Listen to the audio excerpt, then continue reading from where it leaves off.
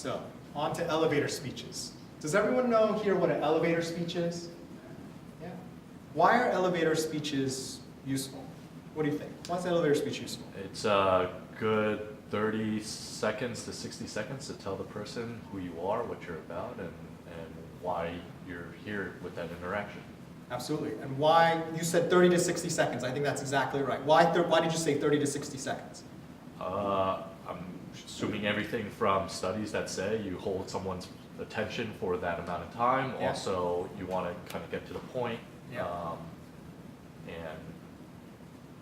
Yeah. Let's say you're in the airport and you meet someone that could really change your life, right? And they're walking on the way from the bathroom to check-in. And you see them and you think, oh, what am I going to say to them? They're on the plane already, right? It's like you have 30 to 60 seconds to engage with someone, and it helps to have that statement prepared ahead of time, because by the time you figure it out, you're just going to be kicking yourself. It's too late. Two things are going to happen, I guarantee you. One, they're going to be gone. Or someone else who already has their elevator statement prepared is going to jump in and grab their attention, and you've missed your opportunity, right? So what makes an elevator statement really good? Does anyone here have an elevator statement that they use? Okay.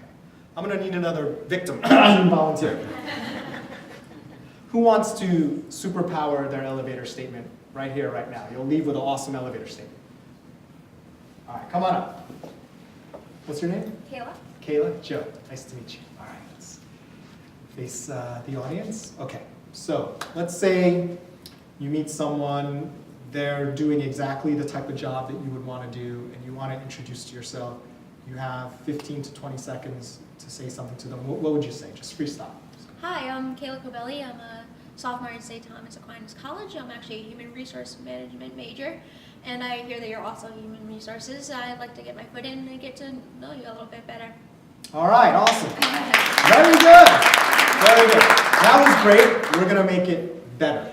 Okay, that was already awesome, right? So if you jumped in with that, you'd already be solid. So nothing wrong with that. Okay, so we're going to do a couple things, draw out a couple nuances that'll help you all improve your elevator statements. It helps me too, because I have to constantly revise mine as well. So you mentioned what school you went to, what you're studying. That is all important and that is great, and I'm definitely not saying to drop that out. What I'm saying also, though, is you are more than a student of this school. You are more than the role you're preparing for. You provide some sort of value, right? You, Kayla, you're Kayla. No one else can be Kayla. So you provide something in what you do in a way that no one else can do it, because you're you, right? No one can be you. Maybe you have a twin, but other than that, no one can be you, right? So what did you say you were studying to do? Human resources. Human resources, okay. So what do you bring, what is the verb that you bring to the way you do things as a student or as a professional? What is special about the way you do it? What's the value you provide? I think I'm very connected, passionate, and organized.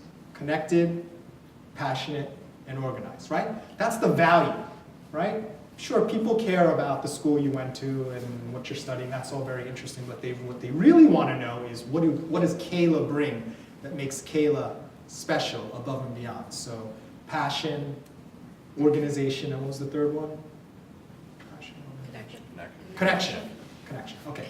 So those are the verbs. That's the value she provides. Now, sometimes it's kind of hard to communicate exactly what you're doing to people, because they hear these terms, or you say, so you're like, you're a lawyer, and people automatically want to fall asleep or run away from you, right? So it really helps to provide a metaphor for what you do. Because what a metaphor does, it provides a really easily accessible way for anyone, whether they do human resources or not, to understand what it is she does and the value she provides. So what is a noun that you could pick that describes you either being connected, organized, or passionate? What is a noun? An object. What's that? A recruiter. A recruiter? Not a position, but like a noun, like an everyday noun, like a chair, a cup, a television. Let's stick with passionate. What's a thing that can symbolize passion? What do you think?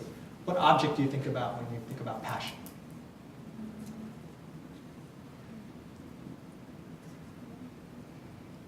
Help her out, folks. Any suggestions?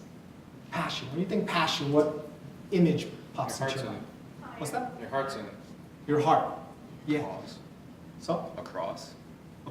across, heart.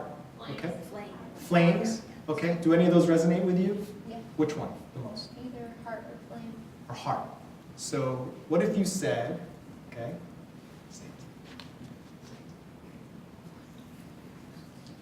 so do your introduction, but add that now.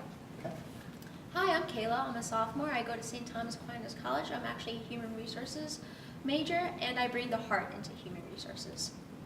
What do you think? Yeah? All right, Kayla. Very good. Thank you. Thank you so much. All right? So you see what she did there? One, she identified the value that only she can provide. Right?